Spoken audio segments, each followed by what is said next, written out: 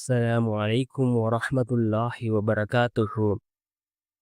அன்பார்ந்த இஸ்லாமிய சகோதரர்களே, அல்லாஹ்வின் நல்லடியார்களே, நாம் ஒவ்வொரு நாளும் பார்த்து வரக்கூடிய துஆக்களினுடைய தொடரில் இன்று நாம் பார்க்க இருக்கின்ற விடயம் என்னவென்றால், நாம் ஒவ்வொரு நாளும் 3 தடவை இந்த திக்ரை ஓதி வருவதன் மூலமாக அல்லாஹ் ஜல்ல சுபஹானஹு வ தஆலா 4 விதமான பாக்கியங்களை நமக்கு அல்லாஹ் வழங்குகின்றான்.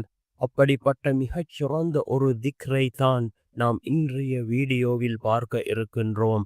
அன்பார்ந்தவர்களே, அல்லாஹ்வின் நல்லடியார்களே, இந்த ஒரு சிறிய திக்ரை நாம் ஒவ்வொரு நாளும் 3 தடவைகள் ஓதுவோம். மிகச்சிறந்த ஒரு திக்ராக இருந்து கொண்டிருக்கின்றது. இதற்கு ரசூலுல்லாஹி ஸல்லல்லாஹு அலைஹி வஸல்லம் அவர்கள் 4 சிறப்புகளை கூறினார்கள். இந்த திக்ரை யார் ஒவ்வொரு நாளும் 3 தடவை ஓதுகிறாரோ அவருக்கு இந்த 4 சிறப்புகளையும் அல்லாஹ்வின் தூதர் ஸல்லல்லாஹு அலைஹி வஸல்லம் அவர்கள் கூறினார்கள். அதில் முதலாவது, அவருக்கு ஒருபோதும் வறுமை ஏற்படாது என்று கூறினார்கள் அல்லாஹ்வினுடைய தூதர் ஸல்லல்லாஹு அலைஹி வஸல்லம் அவர்கள். இரண்டாவது, கப்ரினுடைய கேள்வி கணக்குகள் அவருக்கு எளிதாகும். மூன்றாவது, குடும்பத்தில் உள்ள பிரச்சினைகளை அல்லாஹ் நீக்குகின்றான்.